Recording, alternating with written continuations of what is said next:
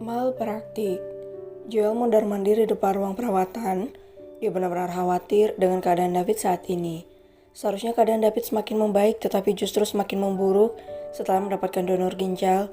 Hal ini benar-benar mencurigakan bagi Joel. Bagaimana keadaannya? Kenapa dia menjalani prosedur pemeriksaan lagi? Tanya Pasco. Aku juga bingung, ini sangat mengherankan. Pasco, sebaiknya kita minta Otnell datang ke sini. Aku akan mencari tahu tentang dokter-dokter sialan itu dulu.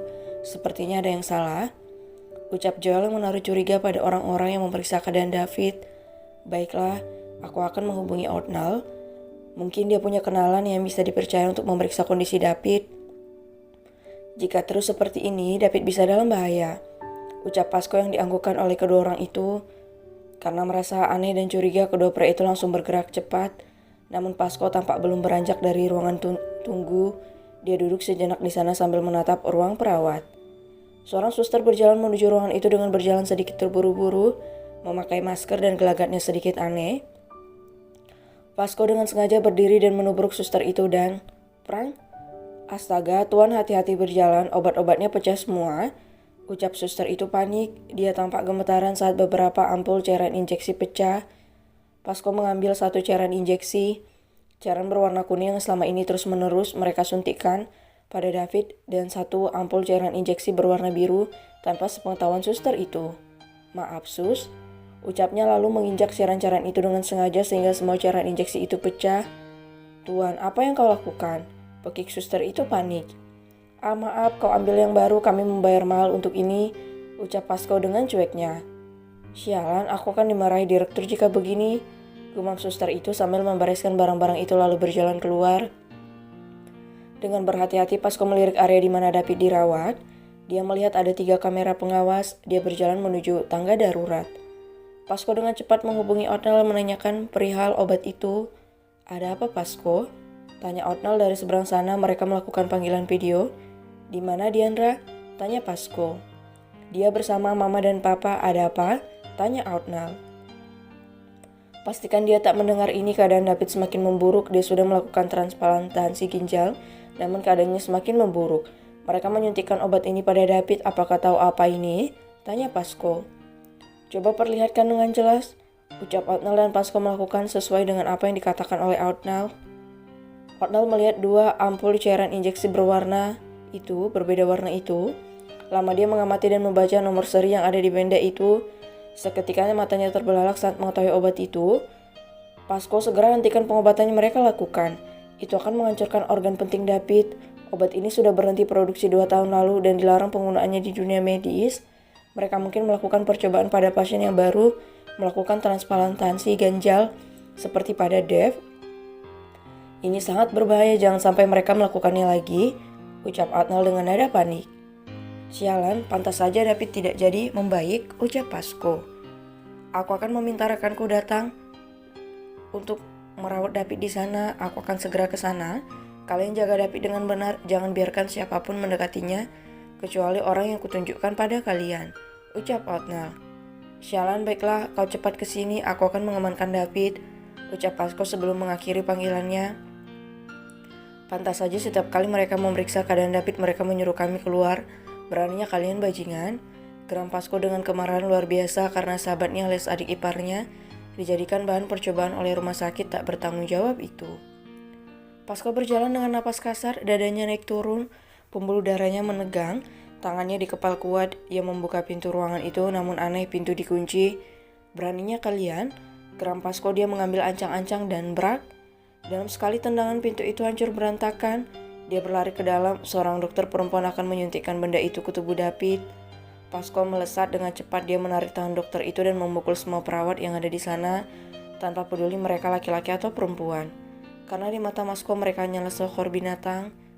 Buk, bangsat, beraninya kau membuat adikku menjadi kelinci percobaan kalian.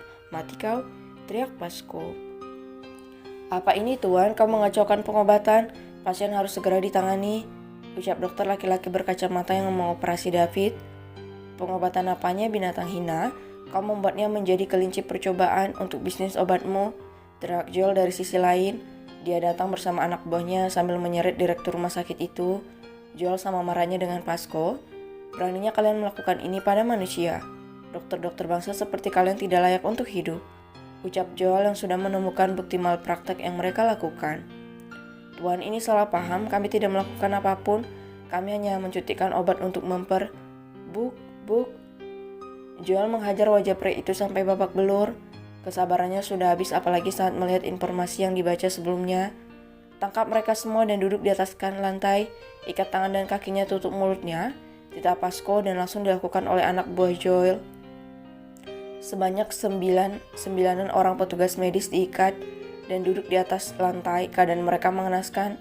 Wajah mereka lebam-lebam akibat pukulan Pasco. Tiba-tiba seorang dokter pria datang dan memasuki ruangan itu bersama beberapa perawat. Siapa kau? Ucap Pasco sambil menatap pria itu dengan tatapan tajam. Ini tuan, dia ingin berbicara dengan Anda, ucap dokter muda yang tampak seusia dengan Arnold. Halo, ucap Pasco.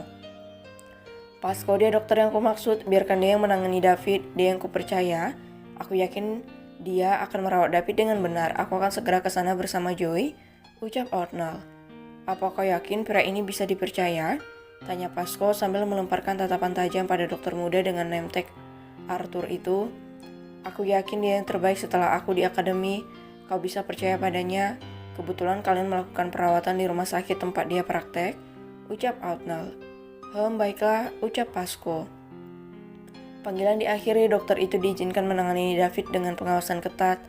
Apa kalian tidak punya hati sampai kalian menyuntikkan obat terlarang itu padanya? Keadaannya sudah sangat mengkhawatirkan. Apa yang sebenarnya kalian lakukan, bangsat? Arthur berteriak marah saat mengecek kondisi David yang semakin melemah. Diamlah, kau akan menyelesaikan ini. Kau lakukan yang terbaik. Jika ada kesalahan, kau akan sama seperti mereka. Paham? Sergap Pasco. Glek, Pak, paham, ucap Dr. Arthur sambil menelan kasar salipannya. Benar kata Arnold, pria ini menyeramkan, batin Dr. Arthur. Sementara itu, Pasco menatap seluruh petugas medis itu dengan tatapan membunuh. Dia menatap troli pembawa obat-obatan itu dan melihat puluhan cairan injeksi yang sama seperti yang mereka suntikkan pada David. Perlahan, Pasco berjalan mendekati obat-obatan itu. Mau apa kau bangsat? Kau tidak akan lepas dari hal ini, ucap direktur rumah sakit yang menjadi dalang utama dalam kasus ini. Aku hanya ingin bermain-main dengan nyawa kalian. Kudengar benda ini bisa menghancurkan organ manusia dan bisa memunculkan orang baru. Aku penasaran apa aku bisa mengganti otak kalian dengan benda ini, ucap Pasco sambil mengangkat sepasang ampul berbeda warna. Aku akan melaporkanmu. Plak, plak. Sekali lagi kau berbicara, akan kubuat kau meminum kencingmu sendiri, bangsat, ucap Joel yang menampar wajah pria itu dengan telapak sepatunya. Pasco mengambil cairan itu dan klak, klak, serut. Siapa kira-kira jadi pasien pertama kita hari ini? Ucap Pasco sambil membungkuk menatap mereka yang bergetar ketakutan.